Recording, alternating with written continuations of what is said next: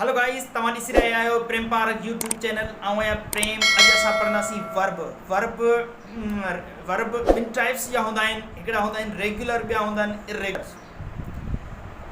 Regular verbs में सिर्फ़ु ED लॻाइण सां वर्ब मुकमल थी वेंदा आहिनि।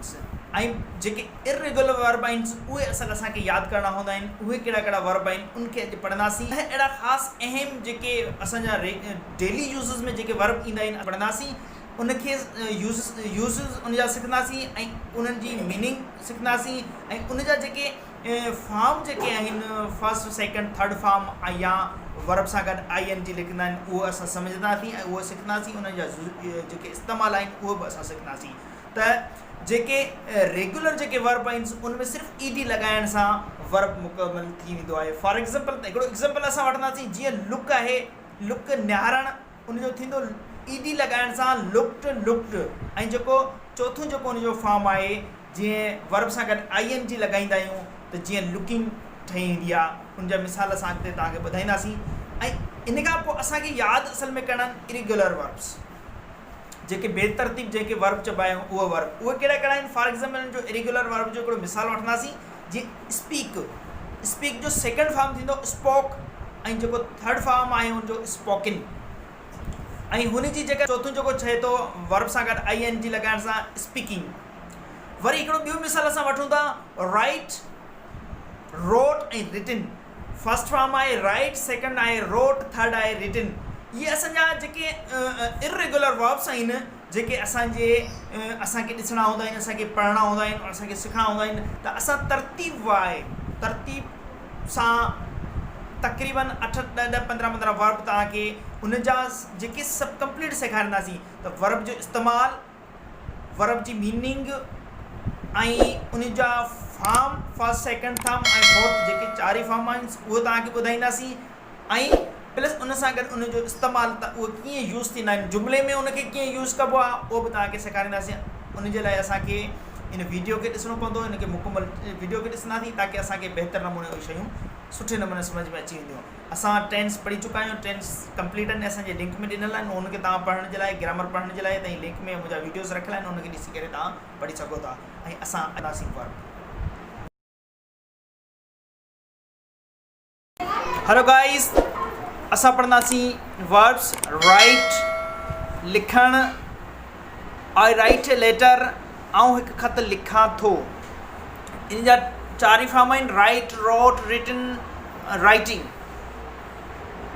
इहो तव्हां ॾिसो था हिन में। इन खां पोइ रीड मीन्स पढ़णु। शी रीड्स अ बुक, हिकु किताब पढ़े थी। हिन जो इस्तेमालु ऐं इन जा जेके फॉर्म आहिनि रीड्स, रीड ऐं रीडिंग। 4 फॉर्म आहिनि। First form, second form, third form, fourth form. 4 form उनजा यूज़ थिया आहिनि। उन खां पोइ असां पढ़ंदासीं स्टडी, मुताइलो करणु। वी स्टडीड ऑफ मेडिकल, असां मेडिकल जो मुताइलो कयो। इन जा फॉर्म स्टडीड। फर्स्ट सेकेंड ऐं थर्ड फॉर्म बि हिन में यूज़ कया वें। उहो बि ॾिनल आहिनि। तव्हां उनखे चङी तरह ॾिसी करे यादि करे सघो था। इन खां पोइ असां पढ़ंदासीं लर्न मीन्स सिखणु। इन जो इस्तेमालु आई हैव लर्न इंग्लिश, आऊं अंग्रेज़ी सिखियो आहियां। इन जो फर्स्ट सेकेंड थर्ड फॉर्म ऐं लास्ट में लर्निंग। इन खां पोइ स्पीक माना ॻाल्हाइणु। इन जो इस्तेमालु शी स्पीक्स सिंधी, ही सिंधी ॻाल्हाए थी। ट्रांसलेट। इन खां पोइ फर्स्ट सेकेंड ऐं थर्ड फॉर्म ऐं लास्ट में ING यूज़ थियल आहे। इहो बि तव्हां ॾिसी सघो था स्क्रीन ते। इन खां पोइ हेयर मीन्स ॿुधणु। इन जो यूज़िस he hears, sings ही गानो ॿुधे थी, ही गानो ॿुधे थो, इन जो फर्स्ट सेकंड थर्ड फॉर्म ऐं हेल्पिंग ING यूज़ थियल आहे, उहो बि तव्हां ॾिसी सघो था। इन खां पोइ वॉच, वॉच मीन्स ॾिसणु, वॉच मीन्स ॾिसणु, इन जो यूज़िस, यू वॉच TV, तव्हां TV ॾिठी, इन में सेकंड फॉर्म यूज़ थियो आहे। वॉच, वॉच, वॉच ऐं वॉचिंग चारि फॉर्म इन में यूज़ थिया आहिनि। शी माना ॾिसणु, का नज़ारो ॾिसणु। I see ocean is a large, मूं ॾिठो समुंड वॾो आहे।